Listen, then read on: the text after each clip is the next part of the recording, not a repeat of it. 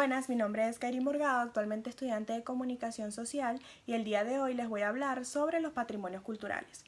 Primero debemos tomar en cuenta que un patrimonio es el conjunto de bienes y derechos, cargas y obligaciones pertenecientes a una persona natural, física o jurídica. Los bienes son los elementos materiales e inmateriales con que cuenta la empresa. Un ejemplo de esto serían las maquinarias, el dinero que se tenga en caja, las existencias de productos o los locales que posee. Otro concepto de patrimonio también se podría decir que es un legado, una herencia, algo que recibimos del pasado que forma parte de un acervo valioso. Esto quiere decir que son dignos de preservarse. Sin embargo, este término puede tener diferentes significados, muy distintos dependiendo del área en el que se necesita conocer. Otro ejemplo también de patrimonio se podría decir que en este sentido jurídico es la totalidad de los activos y pasivos de una empresa natural o jurídica. Esto quiere decir que son todas aquellas relaciones jurídicas. Ok, ahora vamos a hablar sobre las características de los patrimonios. Estas se dividen en 4. En la primera tenemos desde un punto de vista económico. Debe poder medirse o estimarse en dinero. Por esta razón, no forman parte del patrimonio de cada quien sus derechos fundamentales, que no pueden ni comprarse ni venderse. En la segunda tenemos desde un punto de vista contable. Se compone de 2 partes, un activo, que los activos son todos los capitales e instrumentos financieros, así como todos aquellos bienes que pueden venderse para recibir capitales, y un pasivo, que son todas aquellas deudas, obligaciones o cargas. De tercer lugar tenemos los bienes que constituyen el patrimonio de alguien, que puede generalmente heredarse. Esto quiere decir que pueden transmitirse por línea sucesoria. Esto es especialmente cierto para los patrimonios naturales, históricos o culturales. Y por último tenemos desde el punto de vista jurídico, este abarca no solo los bienes de una persona natural o jurídica, sino que también abarca los derechos y obligaciones. Ahora vamos a hablar sobre la importancia de los patrimonios culturales y naturales. Ok, vamos a empezar con el patrimonio natural. Este puede decirse que contiene una importancia numerosa, ya que está constituido por monumentos naturales, construidos por formaciones físicas y biológicas, es decir, estas fueron creadas poco a poco a lo largo del tiempo por la naturaleza.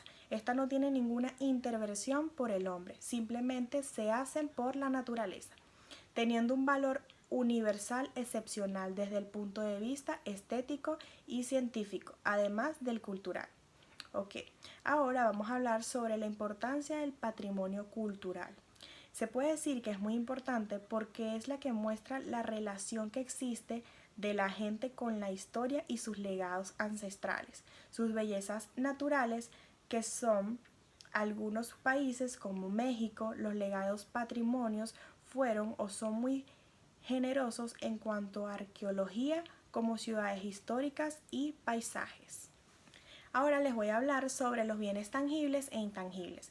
Los bienes tangibles son físicamente apreciables y se conocen como bienes tangibles y pueden tocarse y sentirse por sus características.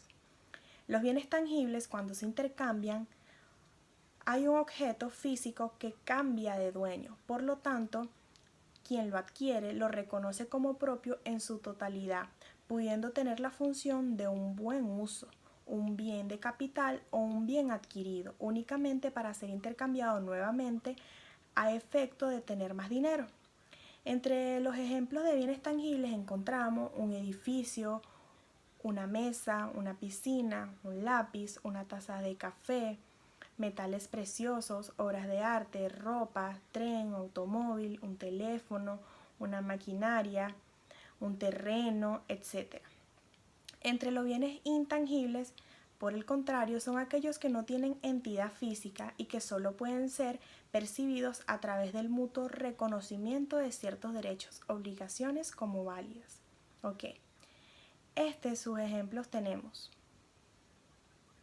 un seguro médico, licencias para el uso de servicios informáticos, franquicias, derechos de autor, un boletín de avión, concepciones de servicios públicos, los recuerdos entre empleadores o empleados, los secretos de comercio, También se podría decir que una página web, los derechos de software, marcas, patentes, entre otros. A continuación les voy a hablar sobre los principales patrimonios culturales de la humanidad. En primer lugar tenemos a la Torre Eiffel. Este es un monumento de París, construida en el año 1889 por Gustavo Eiffel. También se puede decir que la catedral fue un edificio declarado Patrimonio Cultural de la Humanidad en Alemania. Las canciones de cuna forman parte de una tradición oral. También la ópera forma parte de un patrimonio cultural mundial, ya que es una forma de arte escénica que se ha expandido por todo el mundo.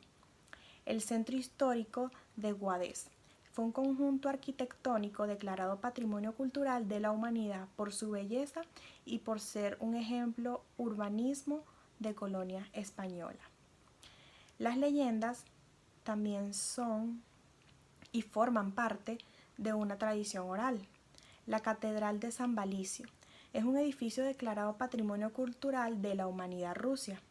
El Arco del Triunfo es un monumento de París. Las pinturas de Antiguo Puerto, que fue un monumento de Lima que representa el antiguo puerto de Callao. El Panteón es un monumento de París.